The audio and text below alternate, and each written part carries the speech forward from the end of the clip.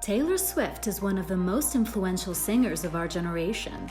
Boasting hundreds of millions of social media followers, billions of YouTube views, and hundreds of thousands of fans at her concerts, there's no surprise that this level of fame comes with a ton of haters and no secrets.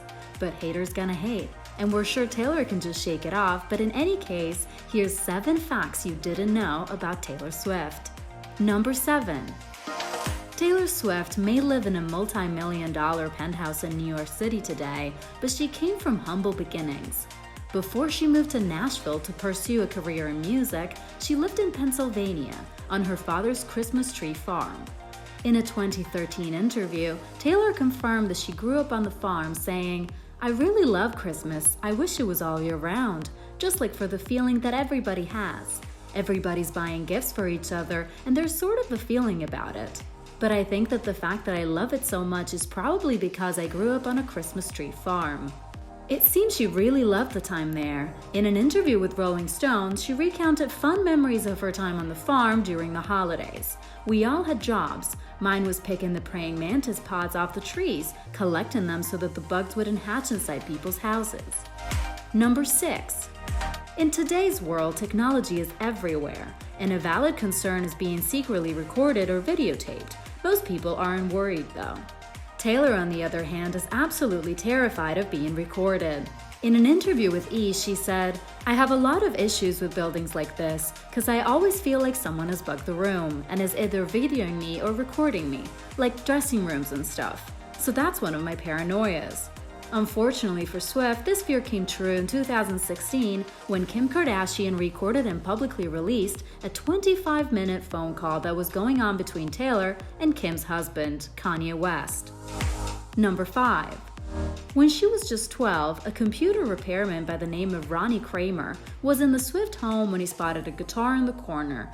After asking Taylor if she played, and her saying that she tried and failed, the man taught Taylor 3 chords on the guitar. She would then go on to write her first song based on those 3 chords. Even though this man helped push her in the right path, there was still some bad blood between the two. Kramer was threatened with legal action by Taylor's legal team because he purchased the domain ITaughtTaylorSwift.com. There was also some controversy about the actual story since. Kramer told news sites that he actually worked with Swift for 2 whole years. The 2009 Taylor Swift promotional CD tells a different story. At this point, we don't know who to believe. Number 4. Countless artists in the industry today have their songs written for them and only perform them. Taylor is not one of those people. She actually wrote the songs for many other artists, including Miley Cyrus and the country group Little Big Town.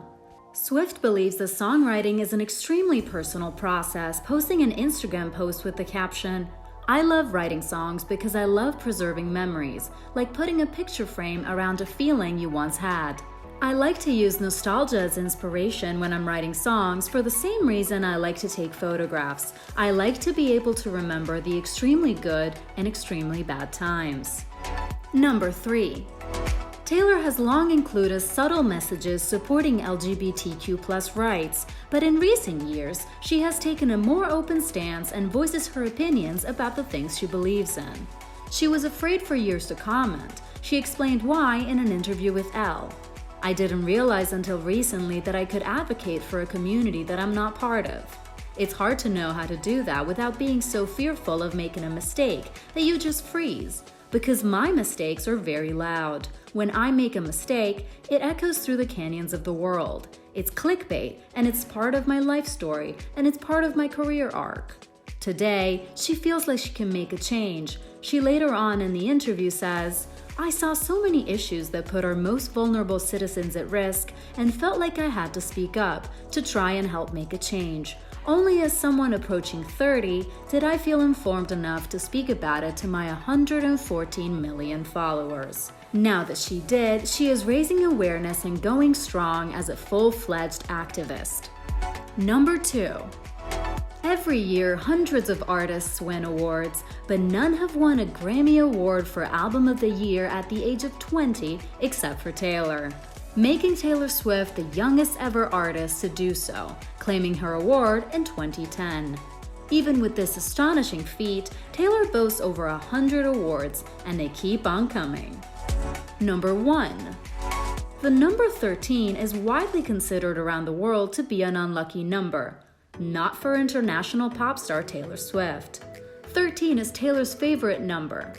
Her song titled The Lucky One is the 13th track on the album. It features a 13-second intro, and the word lucky is even said 13 times. Talk about commitment. This wasn't the only time that the pop star had her lucky number hidden in her art. In her music video for Hours, her cubicle is on the 13th floor.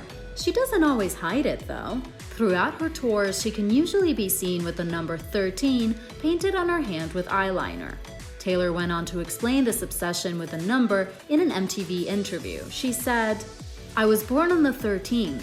I turned 13 on Friday the 13th. My first album went gold in 13 weeks. My first #1 song had a 13-second intro.